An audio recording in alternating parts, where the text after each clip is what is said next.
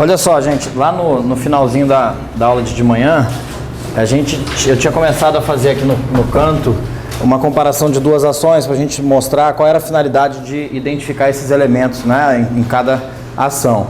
E aí eu comentei assim, olha, existem os elementos identificadores da ação principalmente para que a gente possa verificar se existe uma compatibilidade, ou não seria nem uma compatibilidade, uma identidade mesmo, ou uma identidade plena, absoluta, entre duas ou mais ações que estão em curso, ou o que vai explodir? É o ar-condicionado, isso? Então, uma identidade absoluta das ações que a gente viu que chama...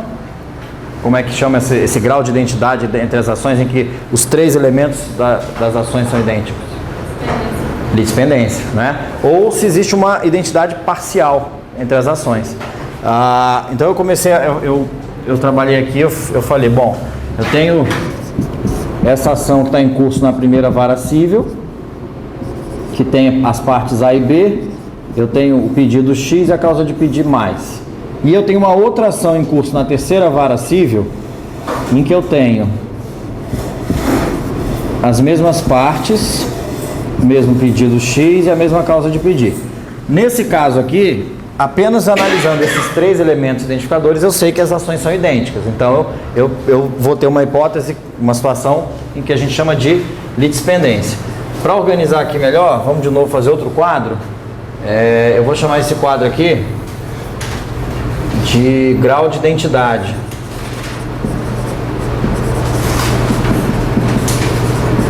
Entre ações. Aqui eu vou colocar o número de elementos que são idênticos.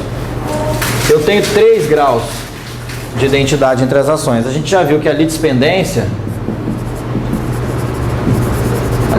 é o grau máximo. Eu tenho identidade dos 3 elementos. Então, toda vez que eu pegar ações, não importa se o advogado é diferente, não importa se a forma de redigir é diferente, se as partes forem as mesmas, estiverem ocupando o mesmo polo, se a causa de pedir for a mesma e se o pedido for o mesmo, eu estou falando de litispendência, né? Eu tenho um grau mínimo de identidade entre ações, que é o grau em que eu vou ter a identidade de apenas um elemento, que nesse caso aqui vai se chamar conexão. Eu tenho identidade ou da causa de pedir ou do objeto do pedido. Então seria mais ou menos aqui.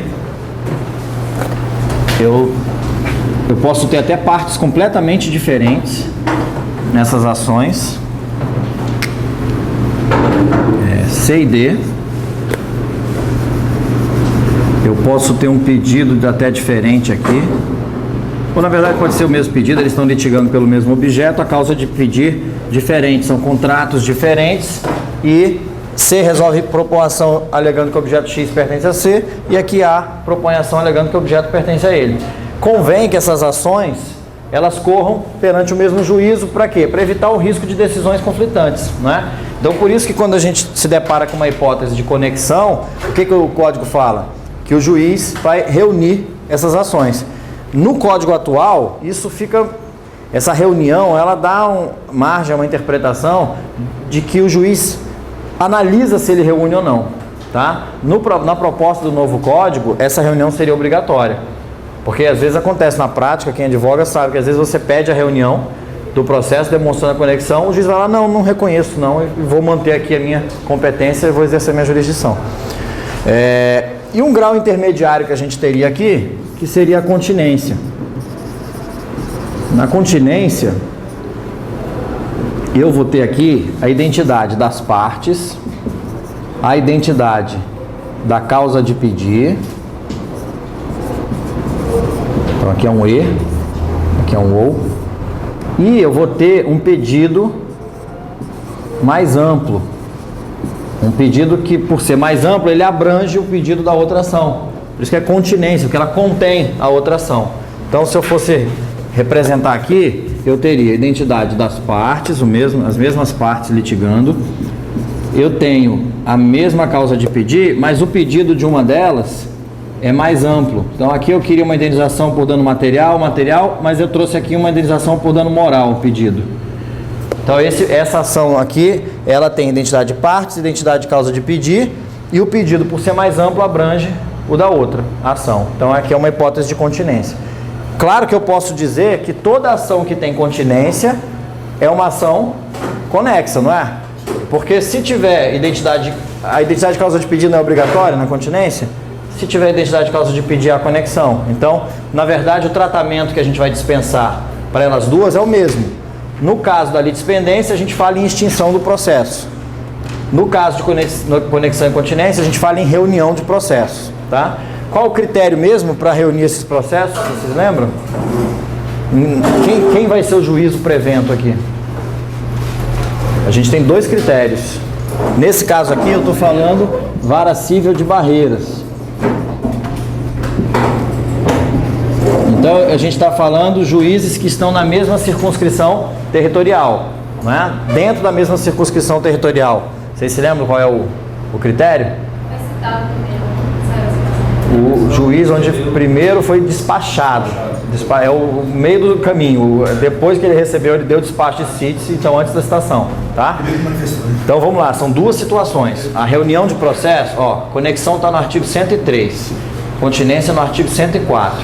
Lá no artigo 106, o 105 vai dizer que quando há conexão os processos vão ser reunidos. No artigo 106 do CPC vai dizer assim, que considera-se prevento nos juízos da mesma circunscrição territorial aquele que primeiro despachou a petição inicial. Então, o primeiro despacho da inicial. Se esse daqui despachou no dia 10 de fevereiro, esse aqui despachou dia 12 de fevereiro, e a citação ocorreu aqui no dia 25 de fevereiro e ocorreu aqui dia 24 de fevereiro, não importa se a citação ocorreu antes, vale a data do despacho, tá? No projeto do novo código, até para evitar essas regras diferentes, despacho, porque o código é de 73, né? Antigamente, a burocracia para você autuar, fazer os autos conclusos ao juiz, distribuição, era tudo muito complexo. Hoje é tudo informatizado, principalmente nos grandes centros. Então, na verdade, o novo código já vai falar em distribuição. Aquele que primeiro distribuiu já está prevento, não precisa os autos virem parar na mão do juiz, bastou a distribuição. Agora eu tenho um outro critério. Esse é o critério do 106. O 106 trouxe uma norma específica, não é? Juízos da mesma circunscrição territorial, isso é específico, mas eu tenho uma regra geral de prevenção do juízo. Então, vamos falar aqui, ó, prevenção do juízo. Para a reunião da conexão, artigo 106. Agora, e se eu não estiver na mesma circunscrição territorial? Isso aqui é a primeira vara cível de Salvador. E essa aqui é de Barreiras, mas é a mesma ação. Salvador não tem instância não? Oi? Salvador. De Salvador. Então, aí agora eu já saí, não estou na mesma circunscrição territorial, né? Porque são comarcas distintas. Nesse caso eu não vou usar esse critério do primeiro despacho. Eu vou usar qual critério? Não é da instância? Não, porque aí não é. Aí é entrância superior, não é instância, né?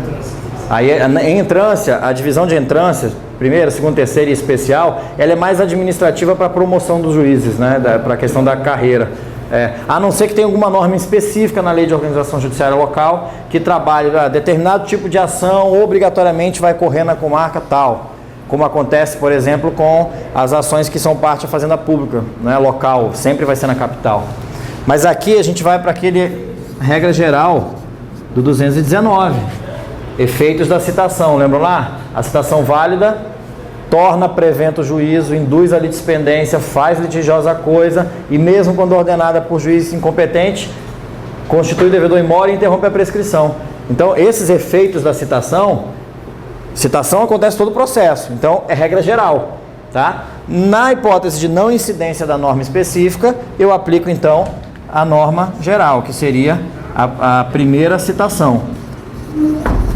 Mudaria aqui completamente, né? Se fosse Barreiras aqui, o prevento é esse aqui que despachou primeiro. Mudei para Salvador, o prevento é esse porque a citação ocorreu primeiro aqui, tá? Então são dois critérios que a gente não pode esquecer: regra geral, regra específica, tá?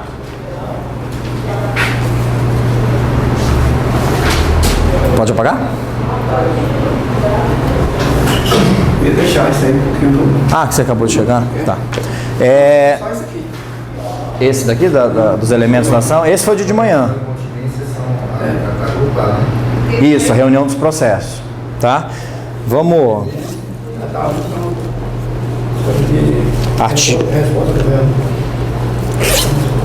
Resposta do réu? Não, resposta, né? Independência. As suas exceções. Ah, não. Aqui a gente vai alegar a litispendência em preliminar de contestação. Tá, entendi. Agora, olha só. Isso aqui, então, para isso, aqui fica até difícil fazer uma observação com relação à continência. Na verdade, eu tenho identidade de dois são idênticos, né, aqui, mas eu tenho um pedido mais amplo, tá? Uma coisa que é interessante, isso aqui só parte da doutrina considera. Normalmente, o grosso da doutrina entende que a continência só caberia assim, ó, do jeito que eu coloquei aqui. Essa parte no mesmo polo aqui, essa parte no mesmo polo aqui. Por isso, no projeto do novo código, a continência continua sendo regulada mais ou menos da mesma maneira. Só que ela fala, depois eu vou mostrar para vocês na aula específica do novo código, de uma forma que leva a entender que só existiria continência assim, repetindo o mesmo polo, tá? Mas existem autores que eles questionam o seguinte: eu poderia, vamos supor que eu movo uma ação em face do B, mas o B resolve mover uma ação em face do A, com a mesma causa de pedir. Não pode acontecer? Pode, formulando o mesmo pedido e ele um pouco mais amplo. Então tem autores que entendem que aqui haveria continência também, tá? Mesmo com a inversão dos polos. Mas com a redação do novo código já ficaria um pouco mais difícil de aceitar isso, tá? Ele permaneceria com a mesma posição no código. Aliás, eu nunca vi muito sentido em você exigir a permanência no mesmo código, na mesma posição, porque é mais provável que eu mova uma ação e o outro devolva, com todos os elementos, né, restantes idênticos, do que eu propor uma ação e eu propor outra ação com um pedido um pouco mais amplo em outro juízo. Porque quando eu quero agir de má fé, que às vezes acontece, você propõe ação idêntica. Eu não sei aqui, mas lá no Distrito Federal tem muito problema de terra, o pessoal tentando conseguir, porque tem muita área que é pública, que ainda não está bem definido, condomínio irregular, terra cap. E aí o que acontece? Às vezes, o pessoal que formou um condomínio irregular, eles juntam um litisconsórcio lá, colocam lá 50 autores e entram com a ação. Quando cadastra no sistema do tribunal, fica assim, A e outros, né? Não individualiza o nome de todo mundo. Aí o advogado de má-fé usa a petição assim, pede uma liminar, pega e inverte a ordem. Numa segunda, pede a liminar, inverte a ordem numa terceira, pede a liminar, vai ficar lá A e outros, B e outros, C e outros. Cai em vários juízes separados, o daqui negou, um concedeu. Desisto. Fica lá com aquela. Tá? Hoje com a informática já é mais difícil, mas durante algum tempo agiram dessa forma. Eu acho que a má-fé fica mais aqui do que você modificar o pedido. Mas, enfim. Então isso é o que tinha a gente para falar de elementos, identificadores da ação. Já as condições da ação,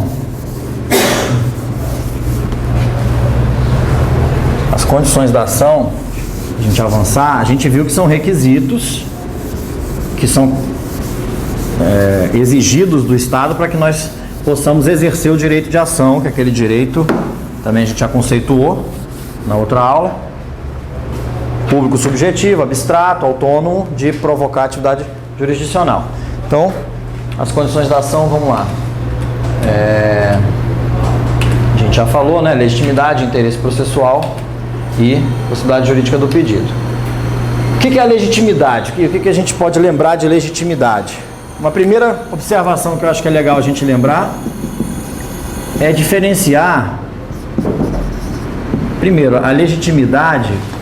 Ela também é chamada de legitimatio ad causam, não é isso? E ela é diferente da chamada legitimatio ad processum. Não é? Quem lembra dessa diferença aqui? O que é legitimar-se o ad processo? O processo que vai estar dentro do processo. Como é que se diz? É o caso de curador, né? Você está falando de um representante, então, né? Exatamente. A legitimidade, condição da ação, é a legitimidade para a causa. O que significa dizer que eu tenho legitimidade para a propor ação? Significa dizer que eu sou titular do direito. Porque qual é a regra do Código? Ninguém, artigo 6º do CPC, ninguém poderá pleitear em nome próprio direito alheio, salvo disposição legal em contrário, salvo exceções legais. Mas a regra é que ninguém pode, em nome próprio, postular um direito alheio. Então, quando um menor vai propor uma ação de alimentos contra o pai, ele é o autor, ele é que é legítimo, não é? A mãe não pode chegar e propor no nome dela, Dona Maria, venho pedir alimentos contra o seu João em favor do Joãozinho. Não dá para fazer assim.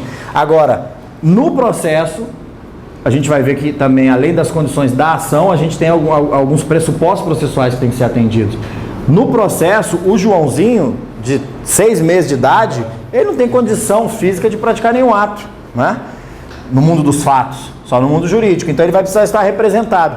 Quem vai ter a legitimidade para o processo, então, não para a causa, para a ação, mas para o processo, aí vai ser o representante legal, né? Então, quando a gente pensar em legitimar-se o ad processo, a gente vai pensar não numa condição da ação, mas num pressuposto processual. Especificamente aqui, ó, a capacidade processual. Tá? Então, condição da ação, legitimidade para a causa. Legitimação de processo, legitimidade para o processo é um pressuposto processual, tanto que ele se refere a processo, e que é o pressuposto da capacidade processual. Daqui a pouco a gente fala um pouco mais dela. Vamos voltar então para a condição da ação, legitimação ad causa. Essa legitimação ad causa, ela se divide em legitimidade ordinária e extraordinária. A legitimidade extraordinária tem um outro nome. Vocês se lembram qual é?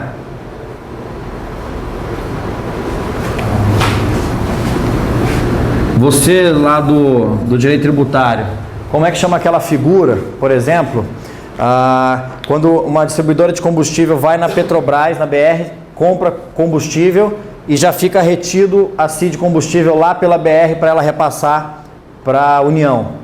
Como chama essa figura? Em que não é o Estado, mas um terceiro é que é responsável por arrecadar um determinado tributo e repassar. Substituição tributária. Tem um parecido aqui? Só para a gente lembrar, linkar. Substituição processual. Era só para provocar. Porque na idade da substituição tributária é a mesma coisa. A BR distribuidora, empresa é sociedade de economia mista, né? Está lá no mercado, não é o Estado. Enquanto BR distribuidora, ela é uma empresa, está lá no mercado. Não é o Estado, mas ela, entre aspas, tributa na condição de substituta tributária. Então ela está extraordinariamente praticando um ato que seria da competência do Estado. É a mesma lógica, substituição processual. O que é então a substituição processual ou a legitimidade extraordinária? É a exceção à regra. Qual a regra que eu falei? Artigo 6º, ó. Artigo 6º do CPC. A primeira parte fala assim: ninguém poderá pleitear em nome próprio direito alheio. Então, a primeira parte está dizendo o quê? Eu só posso, em meu próprio nome, postular direito meu. Isso é a legitimidade ordinária. O titular do direito postula em seu próprio nome. Vírgula, salvo exceção legal, disposição em contrário. Essa vírgula é extraordinária. Se ninguém pode, se eu só posso, em meu nome, postular um direito meu como regra, salvo disposição em contrário, a disposição em contrário está dizendo o quê? Que eu, em algumas hipóteses, vou postular em meu próprio nome um direito de terceiro, né? Exemplo, o prefeito aqui de Barreiras resolve baixar um decreto e ele vai desapropriar uma área importante aqui da cidade, em que toda a população, uma praça, a população gosta de ir lá. Hã? Vai acontecer? E aí ele vai desapropriar aquilo ali, vai vender, vai desapropriar num preço de banana, vai fazer aquilo ali. Tá, não, mas aí é uma hipótese. Vamos imaginar aqui. qualquer um aqui na sala tem legitimidade para, em seu próprio nome, propor uma ação chamada ação popular, pedindo ao juiz que suste os efeitos daquele ato. E se aquele ato trouxer prejuízo para o erário, que ainda condene o administrador, não é isso? O direito é nosso? Individual? Não, é um direito que está aí, não é? Agora eu posso em meu próprio nome, por quê? Autorização extraordinária, mas essa autorização vem por lei, não é? A ação popular traz autorização. Quer ver um outro exemplo? Quem é advogado aqui sabe que no exercício da advocacia, vamos supor que um juiz ou um membro do Ministério Público pratique um ato que viole prerrogativas da OAB, não é? E que esse ato cause algum dano para o advogado. O advogado não quer entrar com ação contra nenhum deles, porque não quer se expor, mas o presidente da ordem pode, em nome, não é, da ordem, postular um direito que é do advogado. Então essa é a ideia da substituição processual. Hoje o exemplo mais clássico, assim, durante muito tempo era um pouco difícil entender, porque principalmente em graduação a gente explicava a substituição processual e os alunos pensavam logo no sindicato. Ah, então é o que o sindicato faz? Só que não era. O sindicato não era reconhecido como substituto processual até um julgamento específico do Supremo, em que estava sendo discutido pela Federação dos Bancos, né, os empregadores e empregados, se haveria essa questão da substituição processual no sindicato. Até esse momento desse julgamento, quem é mais antigo em advocacia em processo deve lembrar que toda ação que o sindicato movia tinha páginas e páginas e páginas de procuração. Não era? Procuração, procuração, procuração. Hoje, depois desse julgamento supremo, não. O sindicato hoje ele é reconhecidamente substituto processual para qualquer ação de interesse daqueles filiados. Então, mesmo que o filiado não quero entrar com a ação, eu, sindicato, entro e peço, acabou. Tá? Essa é a ideia da substituição processual. Então, primeira parte do artigo 6, legitimidade ordinária, a segunda parte, a extraordinária, ok? Não confundir jamais isso com legitimar só de processo, tá? Então, essa legitimidade aí é a legitimidade de condição da ação, a primeira delas. Basta que eu seja titular do direito, que eu vou discutir, ou que a lei tenha me dado uma autorização específica para que eu possa postular em meu próprio nome o direito de outra pessoa, tá? No caso da mãe, né, que está ali representando o menor na ação de alimentos, eu não estou falando em substituição processual. Todo mundo tem isso claro, né? Ali eu estou falando de representação. Tá? Na substituição processual eu sou o autor, eu estou com o meu nome lá, eu estou qualificado. Ok? Segunda condição da ação, interesse processual. Então, ó, legitimidade, relação da parte com o objeto material. Segunda condição da ação, interesse processual, também chamado interesse de agir. Esse interesse processual, a doutrina, aí tem uma parte da doutrina fala só nesse binômio aqui, necessidade e adequação, uma outra parte da doutrina fala em necessidade, adequação, utilidade. Eu estou meio lento das ideias, porque vocês repararam que eu tentei cobrir a projeção, não cobre nada que vai na mão, mas enfim. Necessidade. Quando o juiz recebe a petição inicial, lê a narrativa dos fatos, ele vai buscar detectar o interesse processual. Será que esse autor realmente atende essa condição da ação? Então, a primeira coisa que ele se pergunta é: há necessidade de uso da via judicial? Será que essa pessoa esgotou as outras possibilidades de solução do conflito? Exemplo clássico: eu dou uma nota promissória para ele. Digo que no dia 10 de fevereiro eu vou pagar R$500 para ele. Ele pode chegar no dia 9 de fevereiro e levar essa nota em juízo, dizendo que eu não cumpri a obrigação? Primeiro, ela nem existe. E no dia 10? Também não, porque ela acabou de vencer. E no dia 11? Depende. Eu vou levar a nota, mas eu tenho que demonstrar que você veio tentar receber e eu não cumpri a obrigação. Porque é aquilo que a gente falou mais cedo. Lide pressupõe pretensão resistida. Se eu não demonstrar que houve resistência à minha pretensão, eu não estou demonstrando que há uma lide a ser solucionada. E sem a lide, não tem interesse no processo. Tá? Então o juiz busca isso. Por isso que existe até aquelas petições, já é padrão, petição de cobrança. Depois de inúmeras tentativas de obter o cumprimento da obrigação voluntariamente, não resta outra alternativa, vocês já viram?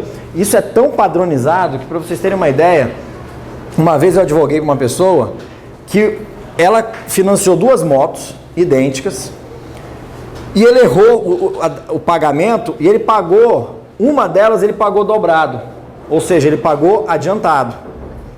E a outra ele acabou vencendo. O banco também, na bagunça, resolveu cobrar em juízo e entrou com a busca e apreensão da moto que estava paga adiantado, inclusive, e disse que não tinha sido pago. Só que eles usam tanto o modelo que o escritório colocou lá, depois de inúmeras tentativas de obter o pagamento espontâneo, cumprimento da obrigação. Eu falei com o banco, eu falei com a advogada do banco, discutindo, eu falei, doutora, vocês cometeram um erro, é só pedir desistência da ação, eu não quero nem contestar, não vou atrás de sucumbência, litigância de má fé, nada, só pede desistência e acabou para o juiz liberar a moto, a moto foi apreendida, isso deu até dano moral, depois ele ganhou a ação, a parte ainda, o dano moral contra o banco.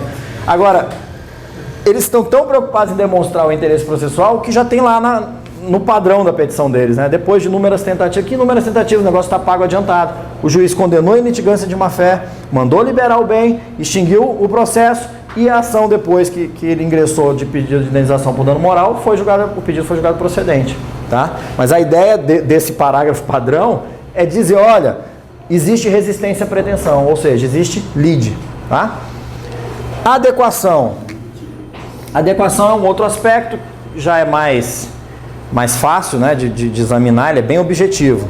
É aquela velha ideia. Você, vou pegar aqui alguma coisa do tributário, vem uma lei local nova, institui aumenta a alíquota de um determinado imposto e você entende que essa lei ela é inconstitucional. Então, vamos supor, aumenta lá o ICMS, você tem uma empresa e você não quer recolher naquele valor, e você ingressa uma ação pedindo uma liminar para suspender a incidência daquela alíquota nova e no mérito, né, reconhecendo a inconstitucionalidade, dizer que você não tem aquela obrigação tributária. Só que demora essa ação, 6 meses, e durante 6 meses você está pagando com aquela alíquota a maior. Aí vem a decisão, e o juiz dá a liminar, 3 meses depois o juiz já extingue o processo, sentenciando, confirmando a liminar. Você pode, então isso acontece com um concorrente, uma pessoa que exerce a mesma atividade que você. Você pode entrar com uma ação, usando aquele precedente, impetrar um mandado de segurança, pedindo a liminar para suspender a incidência daquela alíquota e já pedir que no mérito devolva os valores que foram recolhidos com aquela alíquota. Mandado de segurança? Eu posso pedir repetição de indébito no mandado de segurança? Valor indevido? Claro que não. Por quê? Porque não é a via adequada. Né? Existe a via adequada. Você vai pedir repetição de valores indevidos no procedimento comum, no rito ordinário, né? Ou no rito sumário, dependendo do valor. O mandado de segurança tem uma finalidade específica, que é a declaração da ilegalidade, aquele ato que está causando lesão ou ameaçando um direito líquido e certo.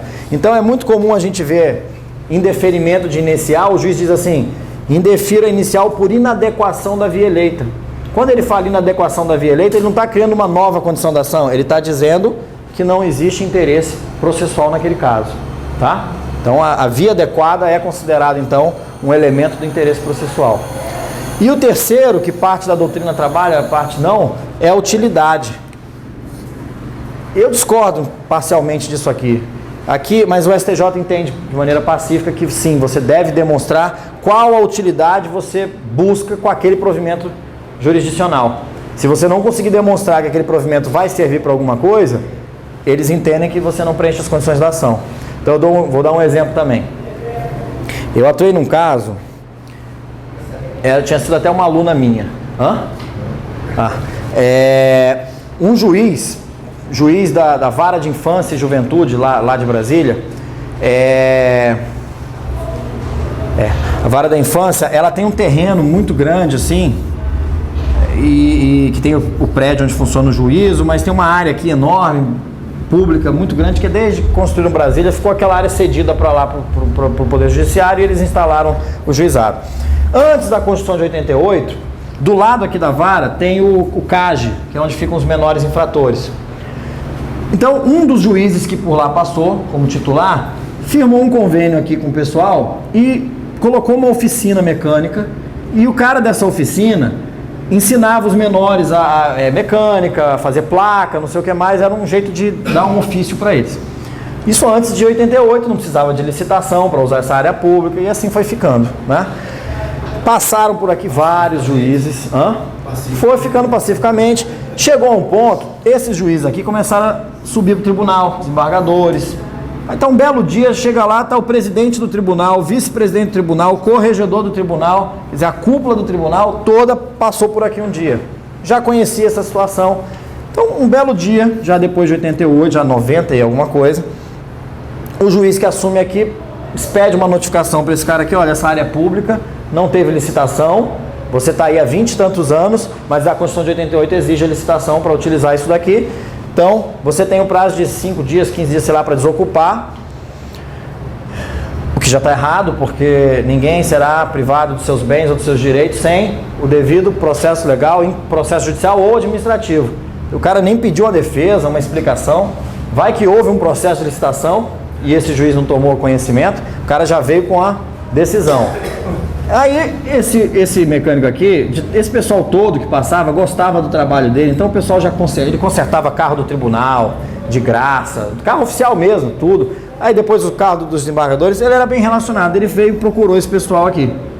Aí os três vão e assinam, foi o erro deles, assinaram um ofício dizendo para o juiz que essa situação já era antiga, que não era não sei o que, para ele retirar a notificação.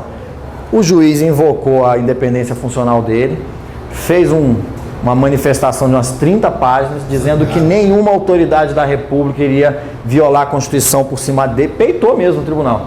Foi para cima, que ele desafiava, que ele queria era ver alguém mandar fazer, porque a ordem dele era amparada no direito e aquilo era um abuso de autoridade, não sei o que ele estava disposto a enfrentar as últimas consequências. O pessoal afinou, mandou um outro ofício, dizendo: não, desconsidere aquilo, nós tivemos informações erradas, não sei o que, tiraram o corpo fora.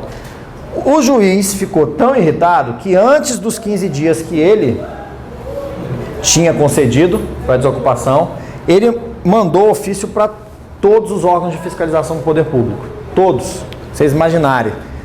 Vigilância Sanitária, porque tinha uma lanchonetezinha aqui, Detran, Polícia Civil, enfim, Administração Regional, DRT para ver os funcionários da oficina, tudo vocês imaginarem, foi uma operação de guerra. E mandou imediatamente no dia seguinte. Então ele não respeitou o próprio prazo que ele tinha fixado num ato administrativo. E aí tem a teoria dos motivos determinantes do direito administrativo que ele estaria vinculado. Então essa é a situação de fundo. O Detran cometeu o absurdo de vir aqui nesse dia pegar carro na oficina parado. O carro não está em trânsito, não está em via pública. O carro está dentro da oficina. O Detran vinha aqui, tá com a documentação irregular, apreende e leva para o depósito. Chegou a esse absurdo. Eu tive que discutir no mandado de segurança. Eu ingressei com uma impetrei um mandado de segurança. O relator negou a liminar, porque a liminar era só para soltar os veículos, porque esses veículos estavam no depósito público e tinha dono, né? A pessoa que deixou na oficina, peraí, o que eu tenho a ver com isso? Eu deixei meu carro na oficina. Por que ele está no depósito do Detran cobrando ainda aquela diária lá absurda que eles cobram? Aí eu agravei da decisão do relator, que era juiz convocado, não era nem desembargador, era juiz convocado nas férias de desembargador, amigo desse juiz daqui, então, enfim.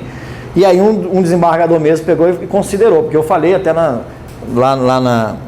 despachei com ele, eu falei: doutor, Detran é órgão de fiscalização de trânsito. Trânsito pressupõe movimento, ou no mínimo que ele estivesse utilizando a via pública. E aí ele usou esse argumento, mandou liberar os veículos. O julgamento, então, esse foi o agravo da liminar.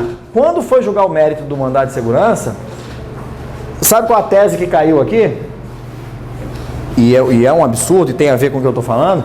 Entenderam que era caso de extinguir sem análise de mérito, porque qualquer decisão que saísse daqui não teria mais utilidade, porque como o juiz já tinha praticado o ato, já tinha desocupado o local, não cabia mais nada. A área é pública, ainda que eu casse os atos do juiz, eu não posso voltar com a oficina para lá, com a atividade. Então disseram: olha, não vai ter utilidade, não preenche o requisito da condição da ação do interesse processual. Extingue sem julgamento de mérito.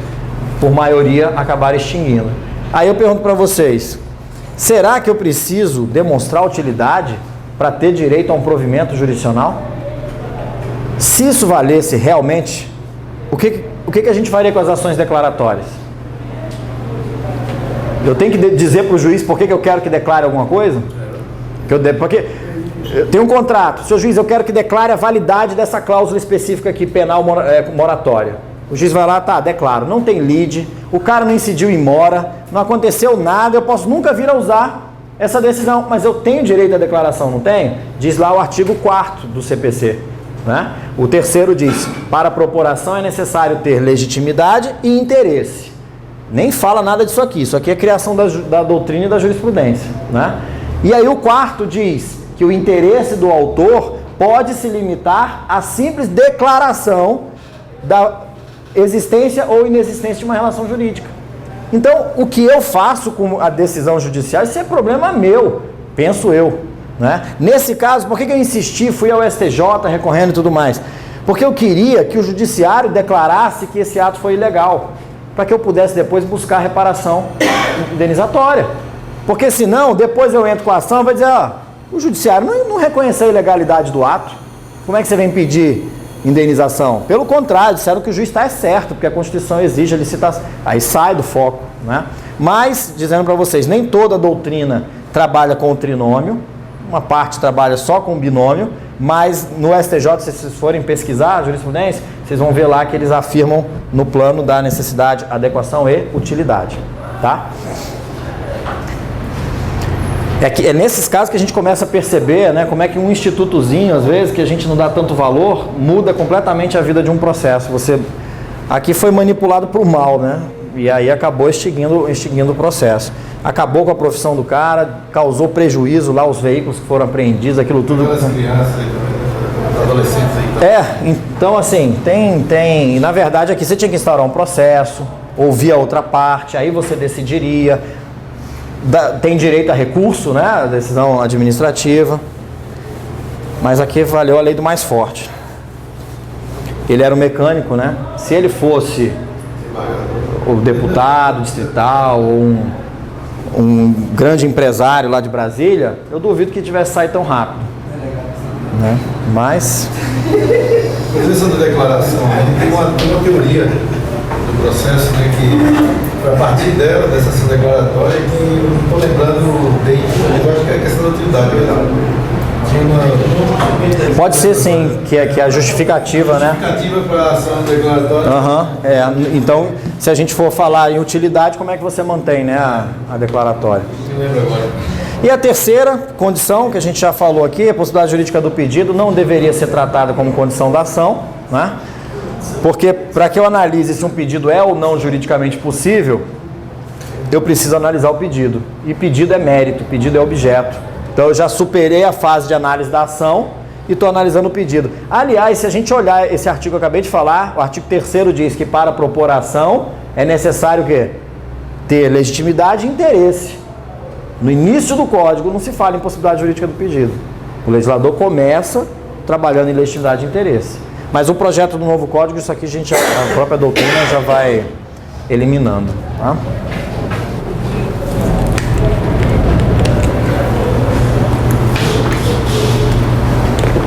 A falta de uma condição da ação leva ao indeferimento sumário da petição inicial, não é isso?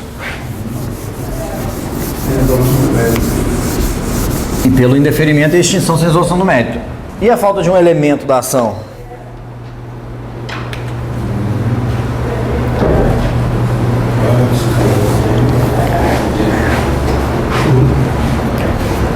Aí vai depender, né? Porque se faltar a qualificação de uma das partes, qualificação das partes é requisito da inicial, então é caso de emenda, né? Se faltar a causa de pedir, aí a gente já tem que ver o 295 parágrafo único, fala lá das hipóteses de inépcia da inicial. Então se faltar pedido, causa de pedir, é até interessante esse contraste, porque se vocês olharem lá o 295, ele fala lá, a petição inicial será indeferida, né? Aí tem várias hipóteses, acho que 6 ou 7.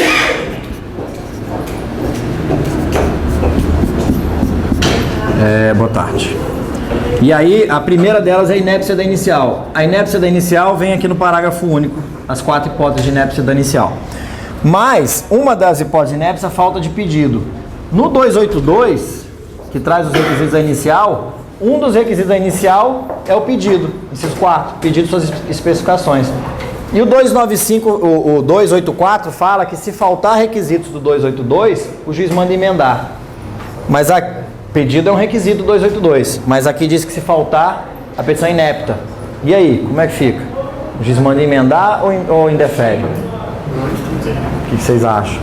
Pela causa de pedir ou pelo pedido? Está concentrado em outra coisa. Eu acho que tinha que ser julgamento. Qualquer decisão que o juiz tomar é válida. A gente pode pensar assim, nesse caso. Justamente porque você tem fundamento legal nas duas hipóteses. E ainda digo mais, sempre tentar aproveitar o processo que já está em curso é o ideal. Não é? Porque você vai trabalhar com alguns outros princípios que regulam o processo. Economia processual, você não vai ter que propor novação, distribuição, citação, não sei o que mais. Então, o juiz tem fundamento, muito mais. Vocês podem reparar, inclusive, que até hipótese de indeferimento, desde que não falte condições, que já é um vício mais grave, que não tem como sanar. Se eu não sou legítimo, eu não sou legítimo, eu não vou adquirir legitimidade depois da propositura da ação. Mas desde que não afete isso, vai variar de juiz para juiz, mas muitos juízes, sabendo que a nova ação vai ser distribuída para ele mesmo, que ele vai ter o trabalho de ler tudo de novo, o autor para isso... Quer ver um exemplo clássico? Não sei se é o 6, aqui é o 7, ele diz assim, uma das hipóteses de indeferimento é se o autor não cumprir as determinações do 284, ou seja, o juiz manda emendar no prazo de 10 dias, se não emendar, indefere, não é? Eu já tive processo que o juiz mandou emendar 4 vezes, porque ele mandou emendar e eu insisti na tese. Eu falei, não está faltando, a tese é essa. O autor para emendar, não está faltando do seu juiz, a tese é essa. É questão de valor da causa em ação de dano moral, indenização por dano moral. Eu era advogado da Procuradoria da Câmara dos Deputados e a gente lá entrava com muita ação de indenização por dano moral contra o órgão de imprensa. Então, a imprensa descia o pau no deputado, a gente ajuizava a ação pela Câmara. Só que aí alguns deputados chegavam lá, eu quero R$1 milhão, eu quero 5 milhões, não sei o que. Deputado, é bem assim, se a gente pedir 1 milhão, o valor da causa é de 1 milhão. Se o valor da causa é de 1 milhão, a sucumbência pode ser que o juiz chegue lá, fixe lá 10% de 1 milhão, só vai ter que pagar 100 mil, porque a Câmara paga, o advogado paga as despesas processuais de custas, mas não paga sucumbência. Não, aí eu que vou ter que pagar? Não, mas e aí como é que faz? A gente pede de modo genérico, seja condenado no pagamento de indenização a título de dano moral em valor a ser arbitrado por Vossa Excelência. Depois a gente recorre do valor, fala que é pouco. E aí a gente chuta um valor da causa simbólico, dá-se a causa o valor de R$500, R$1.000, não vai ter nenhum problema. Até porque a jurisprudência do STJ diz que, mas isso já mais recentemente, que a sucumbência vai ser amoldada ao valor da condenação e não ao valor da causa. Mas tem juiz para tudo, né? Depois que o juiz der uma condenação de sucumbência num deputado de R$500 mil de sucumbência, a gente vai ter que ficar discutindo em juízo, por um erro processual, seu processo não sobe para o STJ, acabou, né? O deputado vai ter que pagar e a gente é exonerado, né? Como eu até fui uma vez, mas em razão de outro fato. Exonerado num dia, nomeado no dia seguinte, depois, porque eu provei que o deputado é que tinha feito a besteira. Mas, nesse caso, o juiz disse ao autor para emendar, indicando o valor do pedido, especificando o valor do pedido. Falei, seu juiz, não é, a tese é que o pedido nesse caso pode ser genérico. Não, o pedido não pode ser genérico ao autor para emendar. Seu juiz, o pedido é genérico. A hipótese de exceção do artigo 286, inciso 2º. Não sei o que mais, ficamos tensionando. E aí uma hora lá ele deu um despacho, reduziu os 10 dias do prazo para 5. Aí eu liguei lá no cartório para falar com a diretora da secretaria, falei, mas o prazo é de 10 dias, é prazo legal, peremptório, não é prazo que é passivo, não é prazo judicial, passivo de modificação. Doutor, mas peraí, eu vou passar aqui para a assessora dele, só fala com ela. Aí eu tô falando com ela, doutor, eu sei que é 10 dias, deixa eu perguntar para ele aqui. Aí o cara começou a esculhambar de lá, deu para ouvir no telefone. Fala que se ele não gostar da decisão que ele recorra, não sei o que mais. Falei, avisa que eu não vou recorrer não, vou representar ele na corregedoria. Aí fiz a representação, aí o cara foi lá e reconsiderou. Aí ele recebeu a inicial, mandou citar, vê que é questão de entendimento mesmo. Então, tecnicamente, ele estava autorizado a indeferir desde a primeira vez, não estava? não cumpri os 10 dias, indefere, eu que fosse recorrer lá e sustentar a minha tese. Mas a gente ficou nesse ping-pong, tá? Recentemente eu entrei com uma ação também para trocar meu sobrenome, para colocar o sobrenome também da minha esposa. Ação simples, retificação de registro de casamento. A lei assegura isso no ato do casamento sem juiz, né? A lei mais recente. Eu só demonstrei lá, seu juiz, quero fazer assim, assim, assim. Aí ele pega e me pede 25 certidões de tudo que é lugar, de todos os órgãos públicos do país. Aí eu devolvo uma petição gentil para ele, seu juiz. Não é só pelo ônus, além do ônus econômico que tem desse mundo de certidão, tem o deslocamento atrás das certidões, a burocracia, a fila do não sei onde, do INSS, não sei o que mais.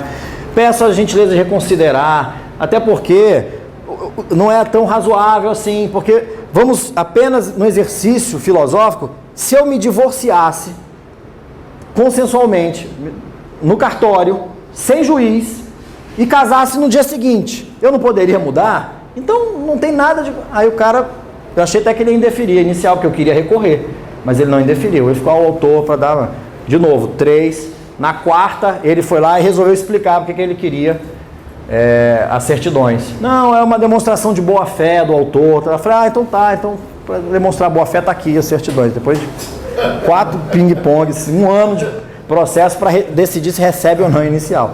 Então, mas isso é para mostrar, como ela bem colocou, economia processual.